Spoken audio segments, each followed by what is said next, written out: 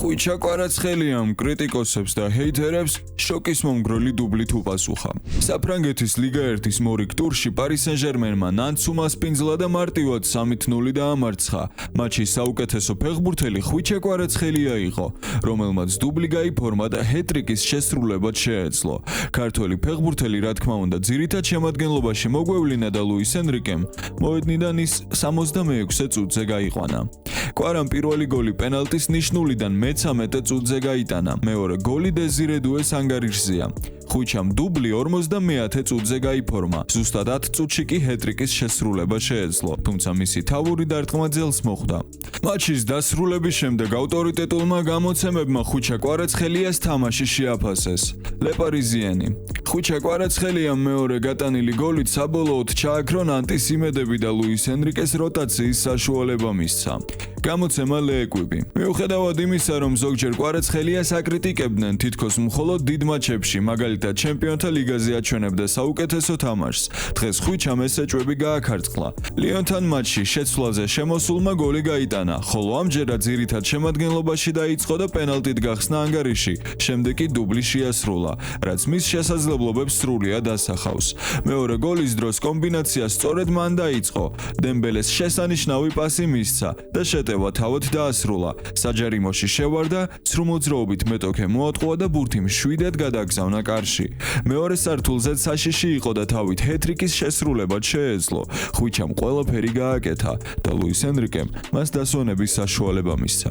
შეგახსენებთ, რომ მიმდინარე სეზონში ქართველ სუპერვარსკვლავს საფრანგეთის ლიგა 1-ში 7 გოლი დაუგროვდა. შემდეგ ტურში პარი სენ-ჟერმენი ანჟერს დაუპირისპირდება. ბედნიერმა და გახარებულმა კლუბის მთავარმა მწვრთნელმა ლუის ენრიკემ მატჩის დასრულების შემდეგ ხვიჩა კვარაცხელიაზე ძალიან მხიარული კომენტარი გააკეთა. დღეს ყველაფრისგან დიდი სიამოვნება მივიღე. ვიხილეთ ფეხბურთელები, რომლებსაც ხშირად საერთოდ ვერ ვხედავთ. ეს გარკვეულწილად ხაფანგი იყო. კვარა? ალბათ მას ეგონა, რომ დღეს ჩემპიონთა ლიგაზე თამაშობდა. მისით ძალიან კმაყოფილი ვარ. ხვიჩა კვარაცხელია, ადამიანი, რომელიც ბოლო დროს მაქსიმალურად სიამოვნებას გვანიჭებს და ფეხბურთის ყურება ისევ გვიხარია. მას შესანიშნავი სეზონი აქვს როგორც ლიგა 1-ში, ასევე ჩემპიონთა ლიგაზე. როგორ ფიქრობთ, თუ მოიგებს ჩემპიონთა ლიგას, ლიგა 1-ს გაიტანს კიდევ უამრავ გოლს და აგროვებს უდიდეს სტატისტიკას, როგორც გოლებში, ასევე ასისტებში.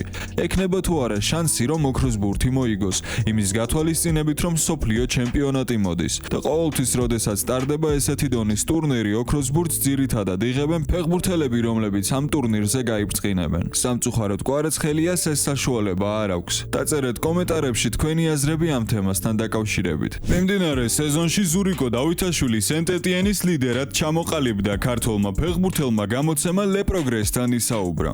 ჩემთვის და გუნდისთვის ეს ნამდვილად კარგი სეზონია, ჩვენ მეორე ადგილზე ვართ. ტრუას მხოლოდ ერთი ქულით ჩამოვრჩებით. მომენტების რეალიზების ნიჭი მაქვს და მასზე ყოველი ვარჯიშის ბოლოს მუშაობ.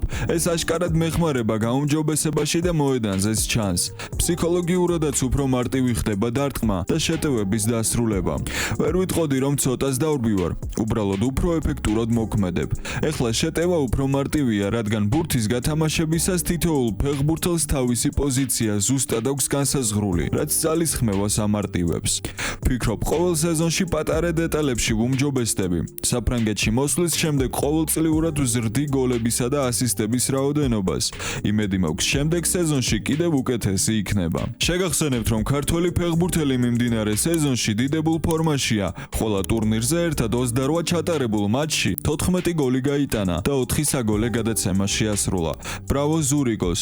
წელს მართლაც ჩვენი ფეხბურთელები შესანიშნავ შედეგებს დებენ. გიორგი მიქაუტაძე, ადამიანი, რომელიც ბოლო დროა ნაკლებად ჩანდა ჩვენ არხზე, მაგრამ ცოტა ხნის წინ კანალ პლუსთან ისაუბრა, სადაც კომენტარი ლიონში დაბრუნებასთან დაკავშირებითაც გააკეთა. ნახოთ რა სიძახის ქართველი ბომბარდირი. ჩემი ყველაზე მტკივნეული მოგონება ლიონის დატოვებაა. იქ მხოლოდ ერთი სეზონი გავატარე და გული ძალიან დამწყდა. იქ ჩემი მიზნების შესასრულებლად მივედი. 69 ნომრის აღებამ კი გულშემატკივრებში დიდი გამოხმოურება გამოიწვია. კიდევ ბევრი რამის გაკეთება მინდოდა, მაგრამ როგორც ჩანს, ამისთვის დრო არ მეყო. იქ ძალიან ბევრი ახლო მეგობარი დავტოვე. გადავწყვიტე წავსულიყავი და გუნდის გამო თავი გამეწირა, რათა ლიონს ფინანსურ პრობლემების მოგვარებაში დავხმარებოდი. მართალია იქ მხოლოდ 1 წელი ვიყავი, მაგრამ ფიქრობ, რომ გულშემატკივრებთან ძლიერი კავშირი ჩამომიყალიბდა.